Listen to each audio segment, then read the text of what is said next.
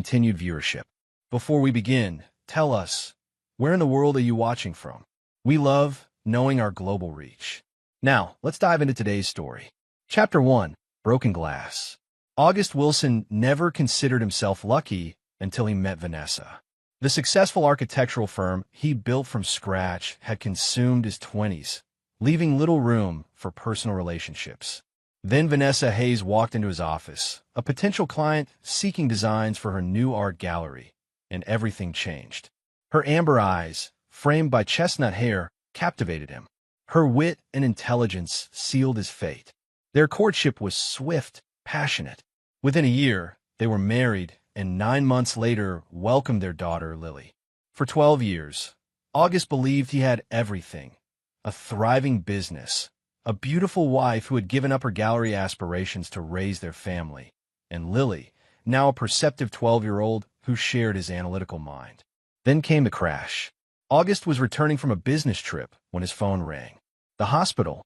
Vanessa had been in a serious car accident on a mountain pass outside their lakeside home in Maryland. Her Audi had careened off the road, rolling down an embankment. She'd been found unconscious, barely breathing. For 3 weeks, August barely left her hospital room, sleeping in the uncomfortable chair beside her bed, holding her limp hand.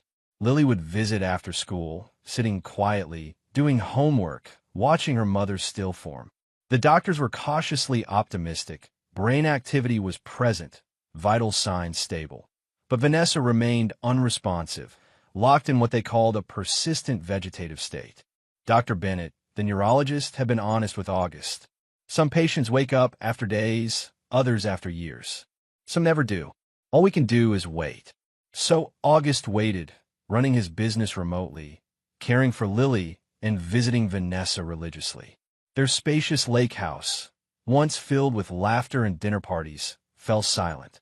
August moved mechanically through his days, a man sleepwalking through his own life. It was during this time that he noticed subtle changes in Lily. His once vibrant daughter grew withdrawn, constantly checking her phone. When questioned, she'd claim it was just a friend from school, but August sensed something more. Then came a phone call from Principal Harlow. Lily had been skipping classes. When confronted, she burst into tears but wouldn't explain. August chalked it up to trauma, her way of processing her mother's condition.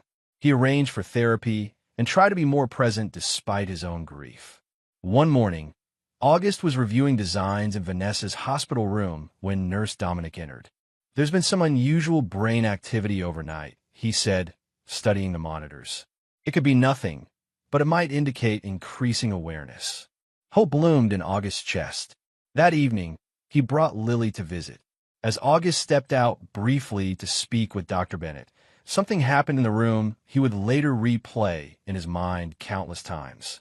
When he returned, Lily's face had drained of color. She clutched her phone with white knuckles, staring at her mother with undisguised fear. "Dad," she whispered, grabbing his arm. "Mom is awake. She's faking it." August frowned. "That's impossible." Wordlessly, Lily handed him her phone. On the screen was a text message conversation with an unknown number. "He still doesn't suspect anything. 3 more weeks, then we're free. The insurance payout will be enough to disappear forever." "What about your daughter?" "Collateral damage. August can have her." August felt his world tilt. He looked at the unconscious form of his wife, then back at the messages. The timestamp, sent yesterday. "She doesn't know. I have her old phone," Lily whispered. "I found it in her studio when I was looking for her insurance card. The passcode was my birthday." August's mind raced. He looked at Vanessa's heart monitor, the steady rhythm suddenly sinister rather than reassuring. He took Lily's hand and left the hospital immediately. Chapter 2, The Spider's Web. The drive home passed in a blur, Lily's revelation echoing in August's mind. He gripped the steering wheel of his Range Rover until his knuckles turned white, fighting to maintain composure for his daughter's sake. "How long have you known?" he finally asked as they pulled into their driveway overlooking Lake Whitewater. 2 weeks, Lily admitted, staring at her hands. "I wasn't sure at first. I noticed Mom's fingers would sometimes twitch when the nurses weren't looking. Then I found the phone." Inside their home, August settled Lily with hot chocolate before retreating to his study. The evidence lay before him. Screenshots of text messages between Vanessa and someone saved in her contacts as R. August's architectural mind, trained to see patterns, to build structures from nothing, began constructing a different kind of blueprint, one of betrayal. He accessed their financial records, discovering unusual withdrawals from their joint account over the past 6 months. Small enough not to raise immediate alarm, but totaling nearly $50,000. Next, he examined Vanessa's laptop. Her password, previously their anniversary date, had been changed. After several attempts, August leaned back, frustrated. Then, on impulse, he tried Raymond, and the screen unlocked. The name hit him like a physical blow. Raymond Voss, his college roommate and best man at their wedding. The godfather to Lily. It had been Raymond who recommended the insurance policy with a substantial payout in case of death or disability. Raymond, who had visited the hospital nearly as often as August himself, offering support, bringing coffee, checking on Lily. August's search history revealed the final pieces. Searches for remote properties in Costa Rica, information on offshore accounts, and a saved email confirming an appointment with a plastic surgeon in Mexico City for 3 weeks later, scheduled for Vanessa Voss. Cold fury replaced shock. August opened a new document and began to type, methodically listing every detail of their deception. Next, he created a second file, his plan. The following morning, August called Raymond from the hospital parking lot. "How's she doing?" Raymond asked, concern evident in his voice. "No change," August replied, injecting weariness into his tone. "Listen, I need a favor. The insurance company is requesting additional documentation. Could you stop by the office later? I'm buried at the hospital." "Of course, anything you need." August ended the call and entered the hospital, not to visit Vanessa, but to speak with Dr. Bennett. Their conversation was brief but productive.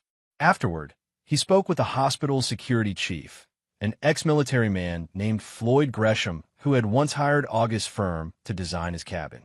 That afternoon, August staged a meeting with his company's board, announcing a temporary leave of absence to focus on family matters. His COO, Naomi Prescott, would assume day-to-day operations. "Are you sure?" Naomi asked afterward, concern evident in her sharp features. They'd worked together for 15 years, and she knew him better than most. "I need time," he said simply. "For Lily. For myself." That night, August tucked his daughter into bed, sitting on the edge of her mattress longer than usual. "We need to talk about what happens next," he said gently. "I've made arrangements for you to stay with Aunt Diana for a while." "Dad, no," Lily protested. "It's not permanent," he promised. "But what I'm about to do, you can't be here for it." Lily studied him with eyes too old for her 12 years. "You're going to hurt them, aren't you?" August considered lying, but respected her too much. "Not physically, but they'll wish I had." Lily nodded slowly. "She doesn't deserve to be my mom anymore. And Raymond, he was supposed to protect our family, not destroy it." August kissed her forehead. "Pack for at least 3 weeks. Diana will meet you at the airport tomorrow." After Lily fell asleep, August descended to his basement workshop. Among the architectural models and design supplies, he retrieved a locked metal case. Inside lay items from his past that even Vanessa didn't know about. Documents from his time working on classified government buildings, security credentials, and specialized equipment. Before becoming an architect, August had served 4 years in the Marine Corps, followed by 3 years contracting with security firms that catered to government installations. His architectural success had buried that chapter of his life, but he had never forgotten the skills he'd acquired. By morning, August Wilson had disappeared, replaced by a man with one purpose: retribution. Chapter 3. Eyes wide open. Raymond Voss adjusted his Italian silk tie in the elevator mirror, ascending to August's office on the 32nd floor. At 42, Raymond had built a respectable career as an insurance broker, though his lifestyle exceeded his legitimate income, a fact hidden from the world through careful accounting and influential clients. When the doors opened, Naomi greeted him coldly. Their mutual dislike was nothing new. Raymond had always sensed she could see through him.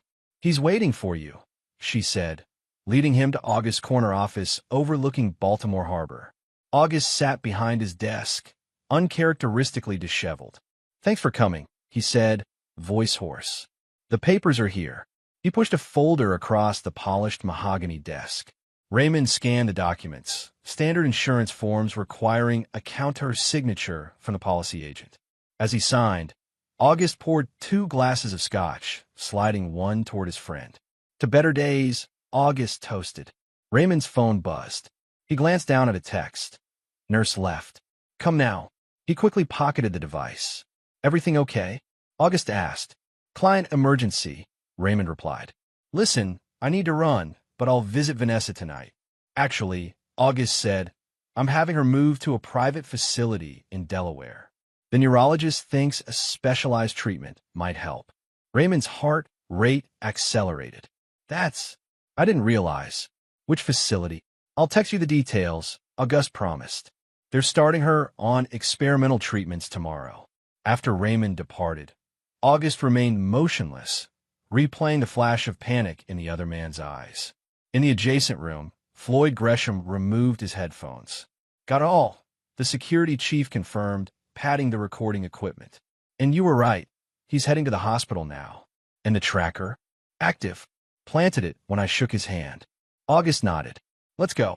At Johns Hopkins Hospital, August and Floyd watched from a security monitoring station as Raymond entered Vanessa's room. The hidden camera they'd installed that morning captured everything. Raymond locking the door, approaching the bed, leaning close to whisper in Vanessa's ear. Vanessa's eyes fluttered open. "You need to leave," Raymond hissed urgently. "August knows something. He's having you transferred tomorrow for treatments." "Impossible," Vanessa whispered back, fully alert. "He suspects nothing. He mentioned Delaware specifically. That's where we plan to." "Coincidence," she cut him off. "The money's already transferred. 3 more weeks and the insurance claim processes. We're too close to panic now." "What about Lily? She's been acting strange." Vanessa's face hardened. "She's a child, and she's August's problem once we're gone." Floyd glanced at August, whose expression remained impassive despite the cruel dismissal of their daughter. "We have everything we need," August said quietly. He texted Dr. Bennett, who entered Vanessa's room moments later, interrupting the conspirators' conversation. Vanessa immediately closed her eyes, resuming her comatose performance. "Mr. Voss," Dr. Bennett said stiffly, "visiting hours are over. I need to examine the patient." Raymond left reluctantly. Once alone with Vanessa, Dr. Bennett administered a sedative to ensure she remained unconscious, for real this time. That evening, August made 2 calls. The first to his personal attorney, Simone Alvarez, instructing her to prepare specific legal documents. The second to Diana, confirming Lily's arrival arrangements. As midnight approached, August drove to a neglected industrial district where a warehouse bore his company's for renovation sign. Inside, he prepared a space containing only the essentials: surveillance equipment, a desk, a cot, and physical evidence of Vanessa and Raymond's betrayal.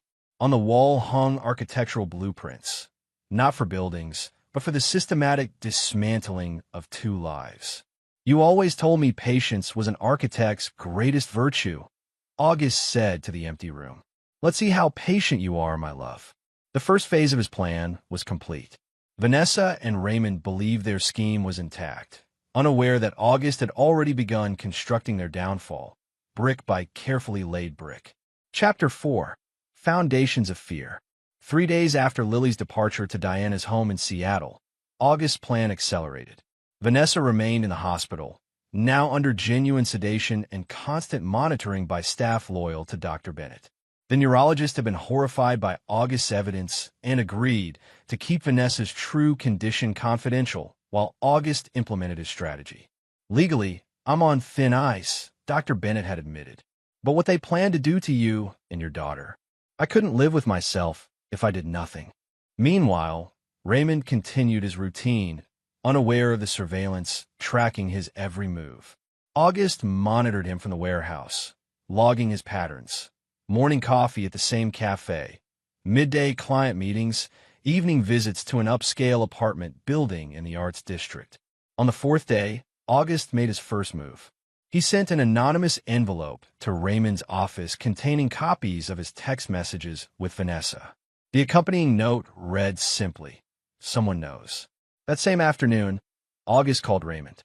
"The transfer fell through," he explained.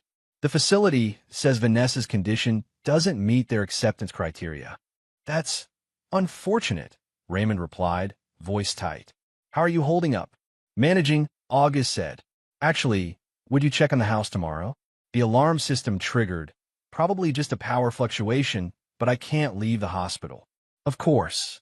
When Raymond arrived at the lake house the following day, he found everything undisturbed, except for a framed photo on the mantel that hadn't been there before. It showed him and Vanessa embracing on a beach in Cancun, a trip August had supposedly known nothing about. Raymond frantically searched for the photo, but left empty-handed, unaware of the cameras recording his panic. Meanwhile, August visited Western Shore Bank, where he and Vanessa kept their safe deposit box, with Simone Alvarez accompanying him. He opened the box to find it emptied of their emergency cash and several pieces of Vanessa's inherited jewelry. The bank manager confirmed Vanessa had accessed the box 6 weeks earlier. "We'll need that security footage," Simone stated, producing the necessary legal documents. The video revealed Vanessa and Raymond entering together, her laughing as she emptied the box. August watched impassively, adding the footage to his growing arsenal. That night, August replaced every lock on the lake house. The next morning, Raymond received another envelope at his office, this one containing a key with a note. "She trusted you with more than her heart." By the week's end, Raymond was unraveling. He made frantic daily visits to Vanessa, but with a nurse always present, he couldn't communicate freely. His calls to the unknown number on Vanessa's secret phone went unanswered, because August now controlled the device. On Sunday, August implemented the next phase. He texted Raymond from Vanessa's secret phone, "Plan compromised. Move everything to secondary location. I'll make contact when safe." Raymond immediately drove to his apartment building, not to his own unit, but to one registered to a shell company August had discovered through financial forensics. Inside, Raymond frantically packed documents and valuables, unaware of Floyd Gresham photographing everything through a telephoto lens from the building opposite. As Raymond loaded his car, a uniformed police officer approached. August watched from nearby as the officer, actually Floyd's former military colleague, engaged Raymond in conversation, examining his driver's license before letting him go with a warning about illegal parking. "We have his alternate identity now," Floyd confirmed later at the warehouse. "Samuel Reed, complete with fake driver's license and credit cards." August nodded. "Track the accounts. I want to know where every penny is hidden." Floyd hesitated. "August, I've seen revenge destroy men. Are you sure about this?" August turned to the evidence wall, now expanded to include Raymond's fake identity documents and financial trails. "This isn't just revenge," he replied. "It's justice. For Lily, for the years they stole from us, for the future they planned to build on our destruction." The next day brought another development. Dr. Bennett called with news that Vanessa was fighting the sedation, becoming increasingly agitated. They couldn't keep her in this state indefinitely without raising questions. "It's time for phase 2, August decided. He instructed Dr. Bennett to reduce Vanessa's sedation, allowing her to wake, but not to leave. Hospital security would ensure she remained in the building while August sprang his next trap. When Vanessa regained consciousness, she found herself facing not August, but Simone Alvarez. "Mrs. Wilson," the attorney began crisply, "I'm here to inform you that your husband has filed for divorce on grounds of abandonment and premeditated fraud." "That's absurd," Vanessa sputtered. "I've been in a coma." "We both know that's not true," Simone replied, sliding forward printouts of the text messages. "What we don't know yet is the full extent of your criminal conspiracy. Until we do, your assets have been frozen by court order." The blood drained from Vanessa's face. "I want a lawyer." "Excellent idea," Simone agreed. "You'll need one."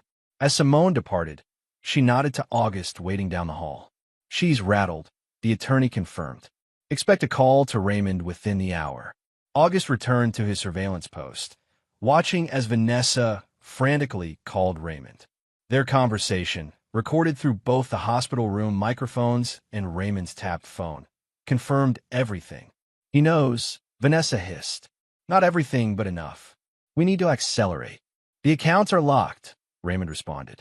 I can't access anything in your names. Use the offshore accounts. I'm trying, but something's wrong. The transfers are being declined. August smiled grimly. Floyd's military connections had proven invaluable, flagging the accounts with international banking authorities for suspected terrorism financing. A temporary measure, but enough to paralyze their funds for crucial days. Within hours, Vanessa checked herself out of the hospital against medical advice. August tracked her to Raymond's apartment, where their frantic conversation revealed the final pieces of their plan. The Costa Rican property purchased under false names, the scheduled plastic surgeries, the fake passports awaiting them in Mexico City. We still have options, Raymond insisted. I have cash reserves. We can disappear now. Without the insurance money? That was the whole point. We're talking about survival now, Vanessa. August isn't the pushover you thought. August closed his laptop, having heard enough. The foundation was laid. Now came the walls of their prison. Chapter 5. Structural Collapse. 1 week into August's orchestrated descent into Raymond and Vanessa's lives, they attempted their first escape. August's surveillance tracked them to Baltimore-Washington International Airport, boarding separate flights. Raymond to Miami, Vanessa to Dallas, with connecting flights to Mexico City. They never reached their destinations. As Raymond waited at his gate, 2 TSA agents approached, requesting he follow them to a private room. His fake passport, under the name Samuel Reed, had triggered a security alert. Hours of questioning followed, his luggage thoroughly searched. Though eventually released, he missed his flight and returned to his apartment shaken. Vanessa fared worse. Her flight was diverted to Atlanta due to mechanical issues, where she was detained by customs officials who claimed her passport showed signs of tampering. By the time she returned to Baltimore, Raymond had received another anonymous message. Every exit has been sealed. August watched their growing desperation from his command center, where Floyd monitored their movements and communications. The legal noose tightened simultaneously. Simone had obtained emergency court orders freezing all discovered assets, pending investigation of potential insurance fraud.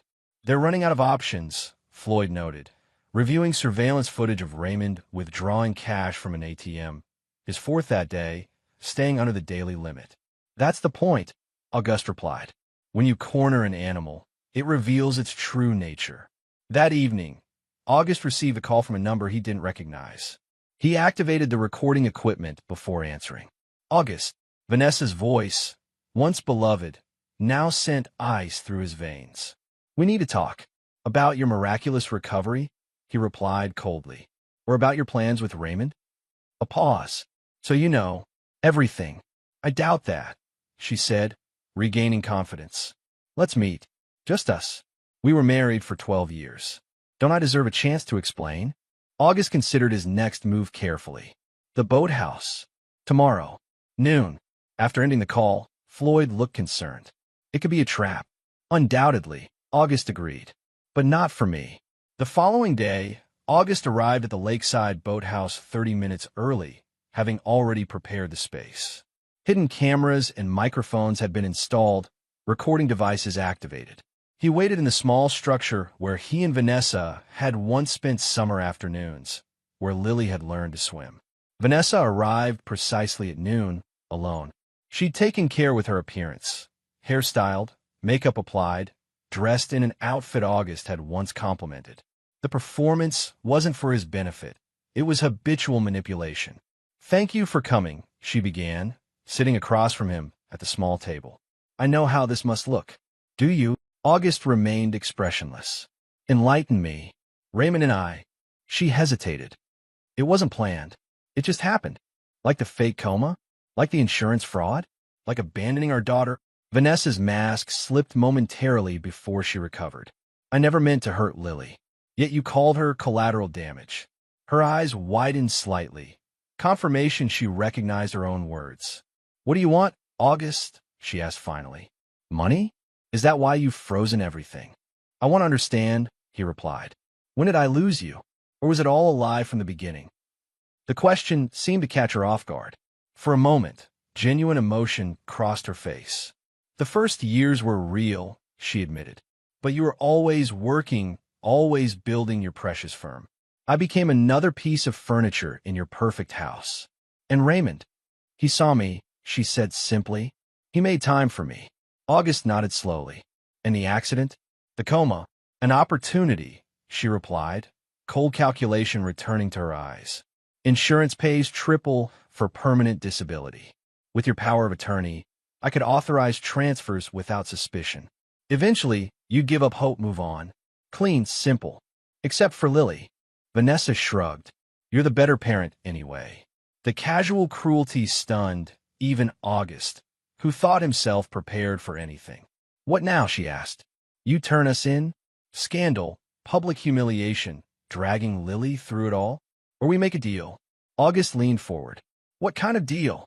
Raymond and I disappear. You get full custody. No messy divorce. No public spectacle. I sign whatever you want. In exchange for unfreeze one offshore account, just one, and give us a head start. August appeared to consider this, then slowly nodded. I'll need account details, and you'll sign the papers today. Relief flooded Vanessa's features. I knew you'd be reasonable. You always were practical. August extracted a document from his briefcase. Divorce papers Simone had prepared, granting him full custody and all assets. Sign, he instructed, offering a pen.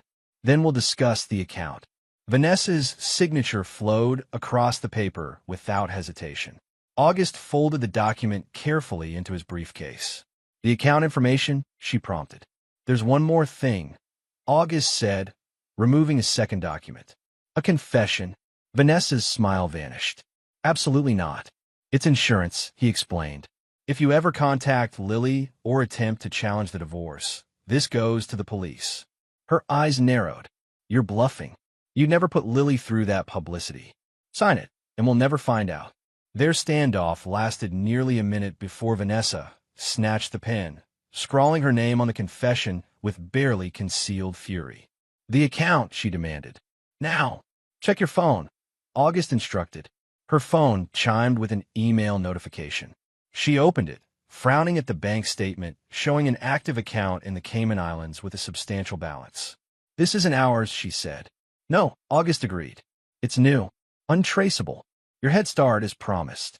As Vanessa studied the document, August casually mentioned, Raymond should be receiving similar papers from Simone right now. Once he signs, you're both free to go. Vanessa's head snapped up. You sent someone to Raymond? Of course. The deal includes both of you. She stood abruptly. I need to call him. Why? August asked mildly. Don't you trust him to make the right decision? The question hung in the air as Vanessa hurried from the boathouse, already dialing Raymond's number. August gathered the signed documents and exited unhurriedly. In his car, he called Floyd. Is it done? Raymond signed everything, Floyd confirmed. He didn't even read it after I showed him the bank statement. And a tracker? Active in both phones and vehicles. August started his car. Now we wait for them to betray each other. The trap was set. The walls were closing in. All that remained was the roof to complete their prison. Chapter 6. Load-bearing lies. 2 days after the meetings, Raymond and Vanessa made their move. August tracked them to Baltimore Harbor, where they boarded a private yacht registered to one of Raymond's wealthy clients. Their destination, international waters, then a coastal transfer to a larger vessel bound for Venezuela, a country with no extradition treaty with the United States. Should we stop them? Floyd asked, monitoring their movement from the warehouse. Not yet, August replied. Let them think they've escaped. He opened his laptop to review the latest report from Simone. The divorce was finalized through expedited channels. His connections and Vanessa's signed confession providing leverage for the judge to bypass normal waiting periods. Lily's custody was secured. All assets transferred solely to August's name. But these legal victories were merely the framework for August's true plan. The confession Vanessa had signed contained more than an admission of insurance fraud. It detailed an elaborate scheme involving blackmail and theft of proprietary architectural designs, implicating Raymond as the mastermind. Similarly, Raymond's signed confession painted Vanessa as the manipulative architect who had seduced him into betraying his best friend, claiming she had previously done the same to wealthy men across 3 states. Neither document would ever reach authorities. Their purpose was far more insidious. At precisely 2 p.m., August activated the final phase. An email sent to Vanessa contained Raymond's confession, along with GPS coordinates for a dead drop containing emergency cash if they became separated. A similar email reached Raymond minutes later, with Vanessa's confession and different coordinates. Through satellite tracking, August watched their vessel's progress halt in the Chesapeake Bay. The yacht circled for nearly an hour, evidence of the heated confrontation occurring on board as the conspirators faced their mutual betrayals. By nightfall, the yacht returned to harbor. Surveillance footage showed Raymond disembarking alone, Vanessa nowhere in sight. August's pulse quickened as he dialed Floyd. "She's not with him. Get eyes on the boat immediately." Within the hour, Floyd called back. Coast Guard conducted a random safety inspection. Vanessa wasn't aboard. Raymond claimed she'd changed her mind and taken a tender back to shore earlier. She wouldn't abandon the plan, August mused. Not willingly. The implication hung between them. August made another call, this one to a trusted contact within the Baltimore Police Department. An anonymous tip would point them toward Raymond's yacht, suggesting they bring sonar equipment. While authorities mobilized, August tracked Raymond to his Baltimore apartment, where he frantically packed a single suitcase and emptied his safe. The building's security cameras, accessed through August's connections with a property management company, captured his every desperate move. Raymond's phone rang continuously, called for Vanessa's phone that went unanswered. August knew the calls weren't actually for Vanessa. They came from a programmed auto dialer he'd set up. Each missed call would increase Raymond's paranoia, especially once he checked the fake bank account August had created. By morning, the promised funds had cleared, showing a balance of $2 million. Raymond immediately attempted a transfer to another account, only to receive an error message. Transaction flagged for security verification. Please contact customer service. The number provided connected to a recording in August's voice. You betrayed the wrong man. You have 24 hours before everything comes to light. Raymond fled the apartment, driving erratically through the city before checking into a motel under his Samuel Reed identity. There, he made a series of increasingly frantic calls to contacts who might provide new documentation, to travel agencies specializing in discreet relocations, even to Vanessa's phone despite believing she had betrayed him. Meanwhile, the police investigation at the harbor intensified. Sonar equipment detected an anomaly near where the yacht had been anchored. Divers prepared to investigate. August watched these developments from his warehouse command center, feeling not satisfaction but a cold clarity. The structures he designed, both physical buildings and this elaborate trap, always followed the same principle. Remove one key support, and everything collapses. That evening, he received the call he'd been waiting for. The police had found a weighted bag containing women's clothing in the bay. No body, but evidence of a potential crime. Raymond, as the yacht's register operator, was wanted for questioning. August made his final move. He sent simultaneous text messages to Raymond and to Vanessa's phone, which he now controlled. To Raymond, "They found her. Run or surrender, your choice." To Vanessa's phone, which Raymond would see trying to call, "I trusted you with my life. You'll pay for this." Raymond panicked. He abandoned the motel, driving recklessly toward the Canadian border. State troopers, alerted by August's anonymous tip about a fleeing murder suspect, created a roadblock on Interstate 83. Raymond attempted to evade it, lost control of his vehicle, and crashed into a ravine. He survived with minor injuries, but was taken into custody. Among his possessions, police found a blood-stained scarf identified as Vanessa's, planted in his luggage by August during the boathouse meeting. By midnight, news outlets reported Raymond Voss's arrest in connection with the disappearance of Vanessa Wilson, previously thought to be comatose following a car accident. The sensational story spread rapidly. The best friend, the betrayed husband, the missing wife, the faked coma, the insurance scheme. August watched the media frenzy from his warehouse, expressionless. He closed his laptop, gathered the evidence that would never be needed, and methodically destroyed it all, except for one file containing the real truth, secured for Lily when she was old enough to understand. As dawn broke, August drove to the lake house for the first time in weeks. Inside, he systematically removed every trace of Vanessa: photographs, clothing, personal items, placing them in boxes for storage. Not destruction, but removal. Clinical and complete. In Vanessa's home studio, he paused before her unfinished paintings. Among them stood a family portrait she'd been working on before the accident. August, Vanessa, and Lily on the dock of their lake house, seemingly perfect. He studied it dispassionately before turning it to face the wall. His phone rang. The caller ID showed Dr. Bennett. "It's done," the neurologist said without preamble. "She's been checked in under the name you provided. The facility understands the situation. Will she be comfortable?" August asked. "As much as possible, given the circumstances. The isolation ward is secure. Without additional identification or outside contact, she could remain there indefinitely."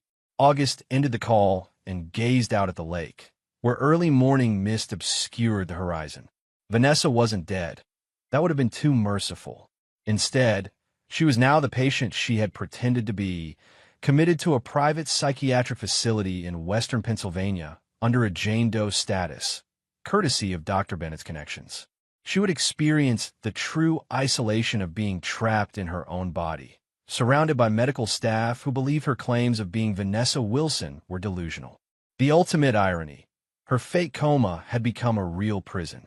With Raymond facing murder charges and Vanessa institutionalized, the second act of August's revenge was complete.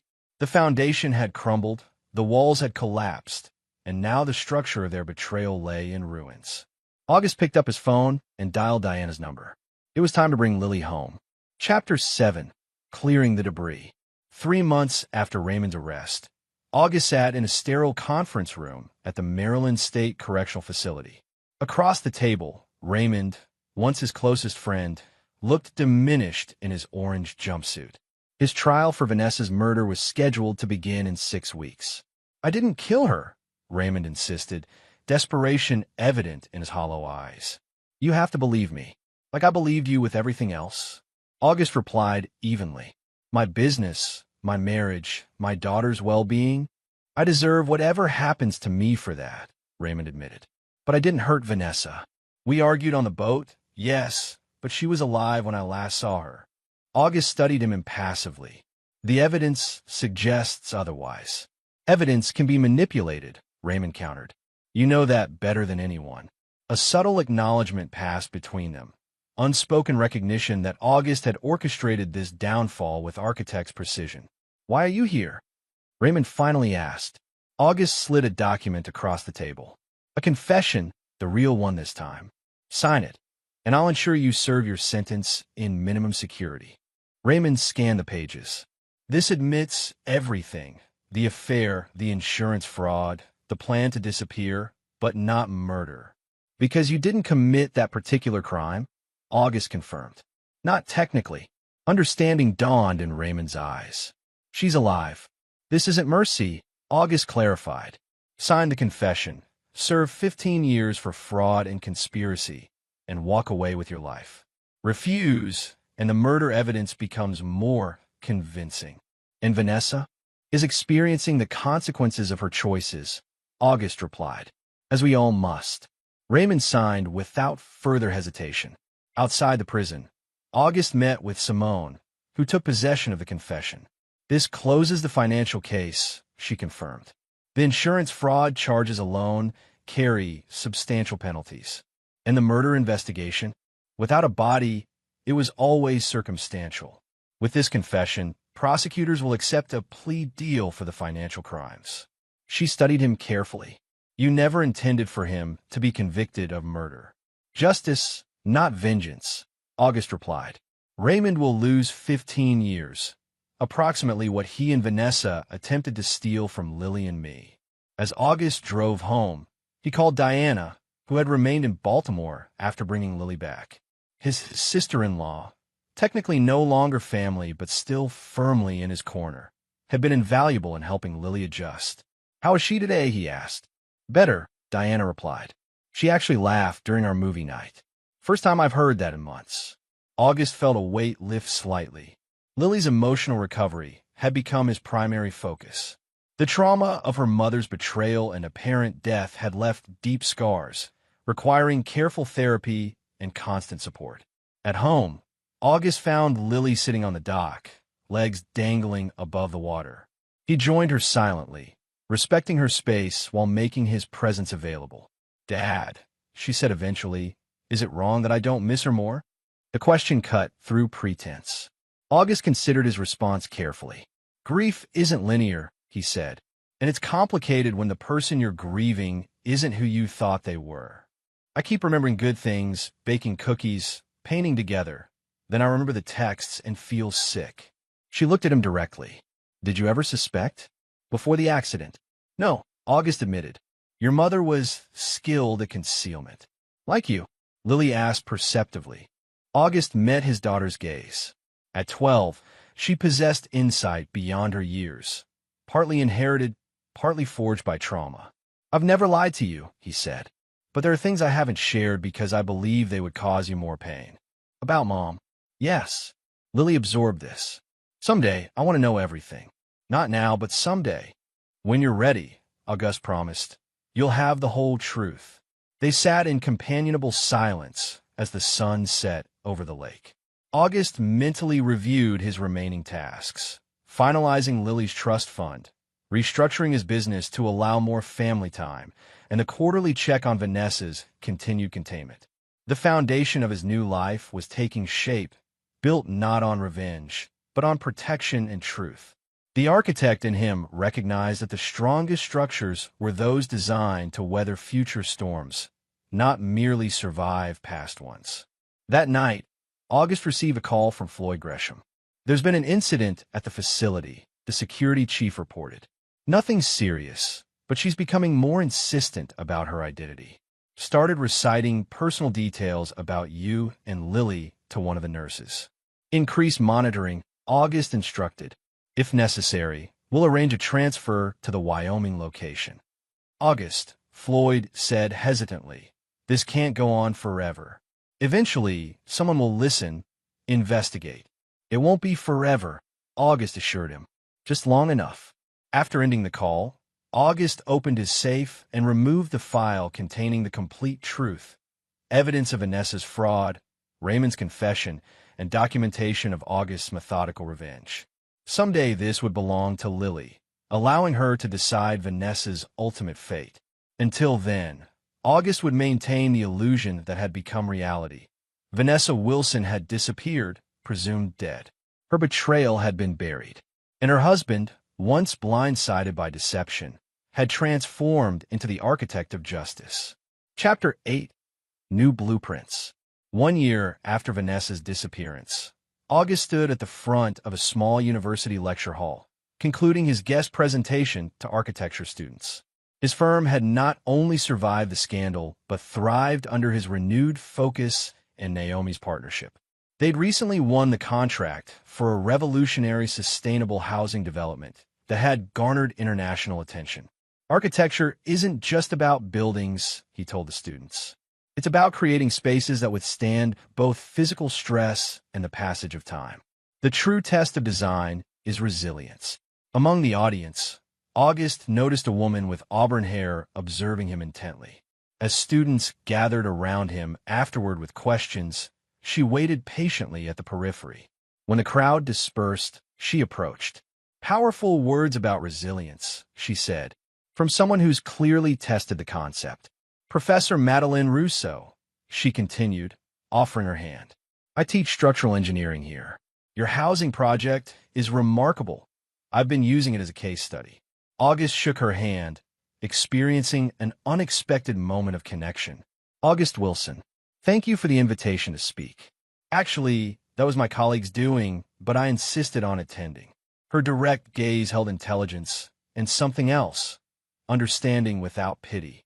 "Would you be interested in coffee? I have questions about your cantilever design that weren't covered in the lecture." For the first time in months, August felt something shift within him. Not healing exactly, but movement. I'd like that. Coffee extended to dinner, their conversation flowing from architectural theory to personal philosophy. Madeline had lost her husband to cancer 5 years earlier and raised their son alone while building her academic career. Grief changes your fundamental structure, she observed. You either collapse or rebuild stronger at the broken places. August appreciated her directness. There was no need to maintain facades with someone who recognized the architecture of loss. The following week, he invited her to dinner at his home. Lily, now 13, watched their interaction with cautious optimism. After Madeline departed, his daughter offered her assessment. She's smart, and she doesn't do that annoying head tilt thing when she talks about mom. August smiled. The sympathy tilt. Exactly. Lily considered further. I like that she asks real questions instead of just saying everything will be okay. She understands reconstruction, August said. Are you going to see her again? Would that be all right with you? Lily nodded thoughtfully. Just go slowly. I'm not ready for a new mom. Neither am I, August assured her. But maybe we're ready for a friend. As summer arrived, August maintained his careful monitoring of both Raymond's incarceration and Vanessa's containment. Raymond had adjusted to prison life with surprising adaptation, teaching financial literacy to fellow inmates. August arranged for qualified legal representation to ensure his plea deal remained intact, not from compassion, but principle. Vanessa's situation proved more complex. Her insistence on her true identity had intensified, requiring her transfer to a more remote facility in Wyoming that specialized in delusional disorders. There, under the name Jane Harper, she received treatment for her fixed false belief of being Vanessa Wilson. August received monthly reports from the facility director, a former military psychiatrist who understood the unusual arrangement. The substantial payments from an offshore account, traced to Raymond Voss if investigated, ensured discretion and continued care. She's developed a new painting style, the latest report noted. Quite remarkable, dark landscapes with distant figures. The art therapist believes it represents progress in accepting her current reality. August stored these reports in the growing file for Lily. The dossier now included newspaper articles about Raymond's conviction, medical evaluations of Vanessa's mental state, and August's own detailed account of events. Neither justification nor confession, but truth. In late July, August finalized plans for the lake house renovation, his first architectural project solely for himself since before his marriage. The design maintained the structure's bones, while reconfiguring spaces that held too many memories. Madeline reviewed his blueprints one evening on the dock, Lily offering occasional input as they refined details. The easy collaboration felt like another form of rebuilding. You've eliminated all the hidden spaces, Madeline observed, noting the open floor plan and transparent wall sections. No place for secrets. Exactly, August confirmed. As summer transitioned to fall, August received an unexpected call from Raymond's attorney. During a routine prison transfer, Raymond had attempted escape. In the ensuing pursuit, he'd sustained critical injuries. Hospital prognosis: unlikely to survive the night. August drove to the hospital alone, unsure of his own motivations. In the ICU, Raymond lay handcuffed to the bed, machines monitoring his failing body. "You came," Raymond whispered, eyes flickering open as August approached. "Yes. I didn't expect that." August studied the man who had once been his closest friend. "Neither did I. Is she really alive?" Raymond asked, voice barely audible. August considered lying, but found no purpose in it. "Yes." Relief smoothed Raymond's pain-creased features. "Good. Not because I care about her anymore, but I didn't want to be a murderer. You are many things, Raymond, but not that." Raymond's breathing grew labored. "Your revenge, it was perfect. The architect's touch. It wasn't revenge," August corrected. "It was justice. Is there a difference? Revenge destroys the avenger. Justice preserves them." Raymond's eyes closed briefly before reopening with effort. "Tell Lily, I'm sorry. For everything." "I will," August promised. though unsure if he would fulfill it. And August, when does it end? The justice. August considered the question. When the debt is paid. Raymond nodded faintly. Mine is almost settled then. His eyes drifted shut again. The perfect design.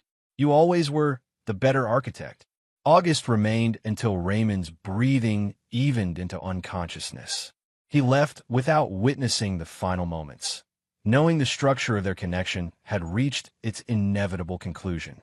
Raymond died at 3:17 a.m. August received notification while sitting in his study, reviewing the Wyoming facility's latest report on Vanessa. With methodical precision, he updated both files. The architecture of his revenge, no, his justice, had withstood every test. One support beam had now been permanently removed. The question remained whether the overall structure required the second to remain in place. That decision, August determined, would eventually belong to Lily. When she was ready for the whole truth, she would inherit both the knowledge and the power to determine Vanessa's fate. Until then, August would continue building their new life, a design focused not on the past shadows but on the transparent spaces of their future. Chapter 9. The Final Inspection. 5 years after Vanessa's disappearance, August stood in the renovated living room of the lake house, surveying the gathered guests. His firm had just won the prestigious Pritzker Architecture Prize for the Sustainable Community Development, now widely studied as a model for future urban planning. The celebration was intimate. Key team members, close friends, and family. Lily, now 17, moved confidently among the guests, her recent acceptance to Cornell's architecture program a source of quiet pride for August. Diana chatted with colleagues near the fireplace, while Madeline, now a permanent fixture in their lives though they maintained separate residences, discussed structural innovations with Naomi. As conversations flowed around him, August's phone vibrated with a text from Floyd Gresham. Wyoming report arrived.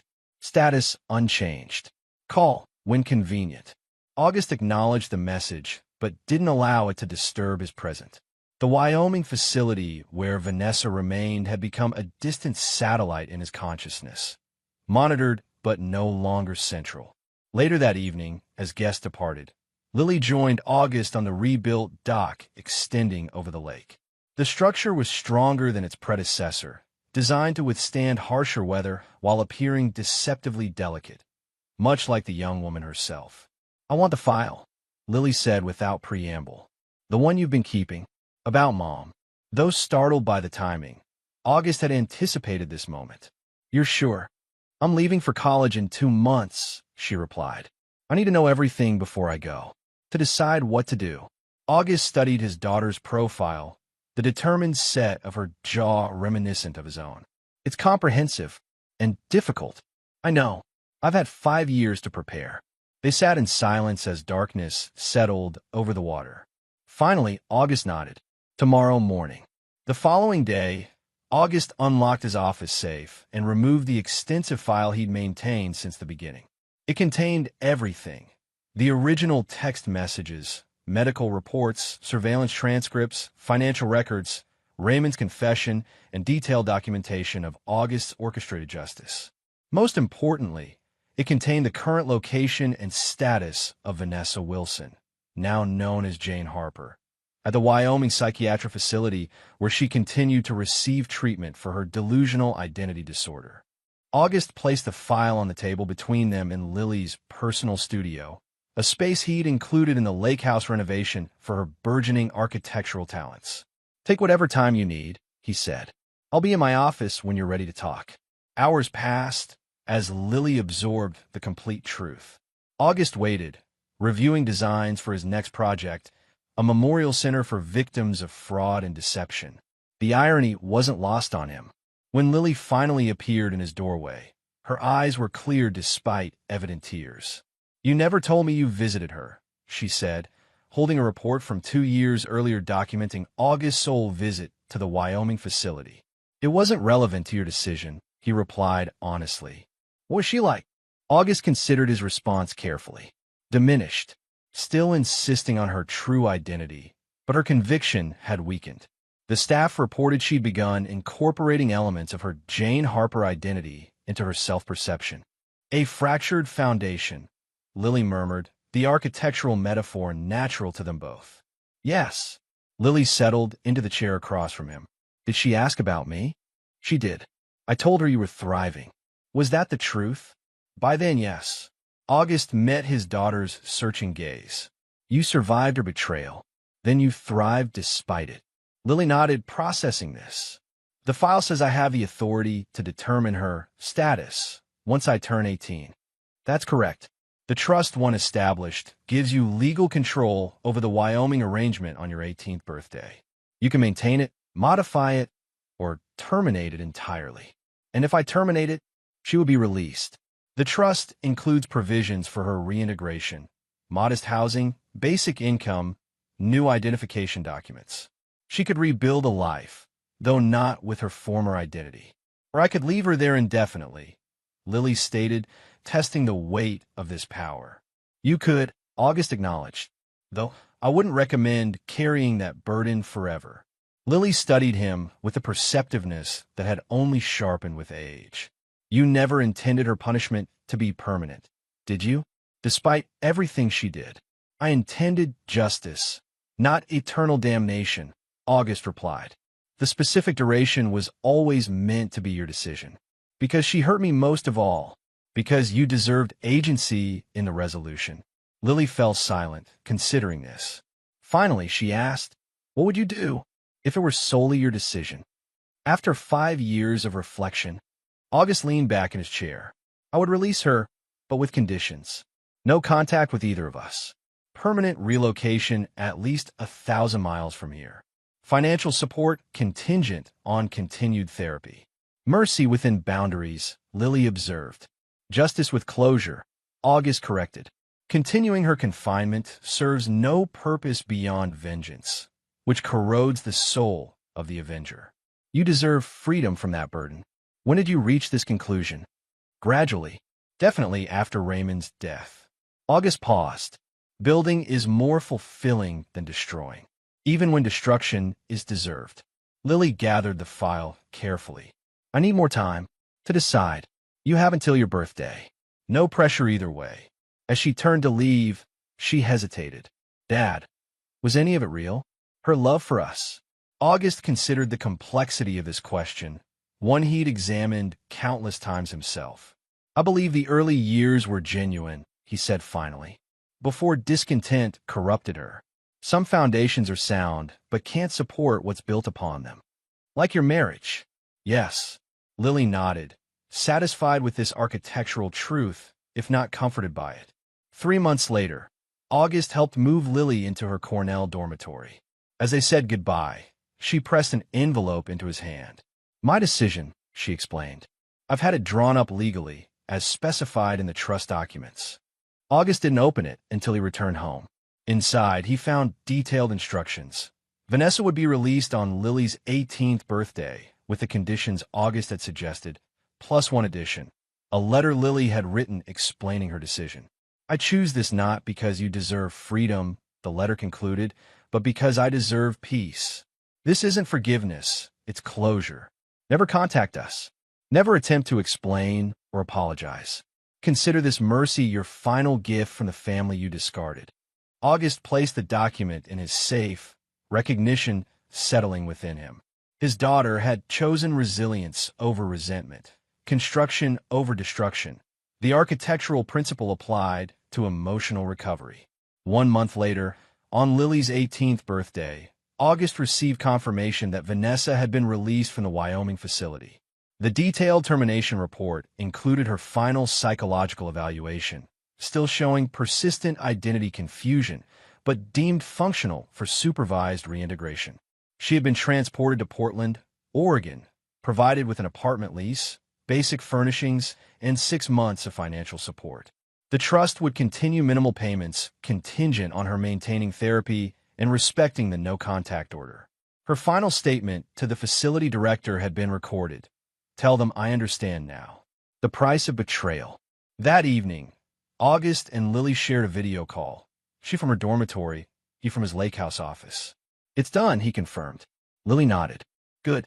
Now we can both focus on building rather than remembering. The architect's perspective, Auguste noted with pride. I learned from a best, she replied. Even the lessons you taught unconsciously. After their call ended, Auguste walked to the lake's edge. The water reflected moonlight in fractured patterns, broken but beautiful. Like memory, like recovery, like justice served and finally complete. He removed his wedding ring, unworn for years but kept in his safe as a reminder, and studied it one last time before casting it into the deep water. The architect of justice had completed his final inspection. The structure was sound, the foundation secure. The design had withstood every test. August Wilson returned to his home, leaving the past beneath the lake's dark surface, focusing instead on the blueprints of tomorrow, designs built not for retribution, but for life. And there you have it. Another story comes to an end. What did you think? I'd love to hear your thoughts in the comments below. If you enjoy this story, consider joining our community by subscribing. It means the world to us. For more stories like this one, check out the recommended videos on screen, and I'll see you there.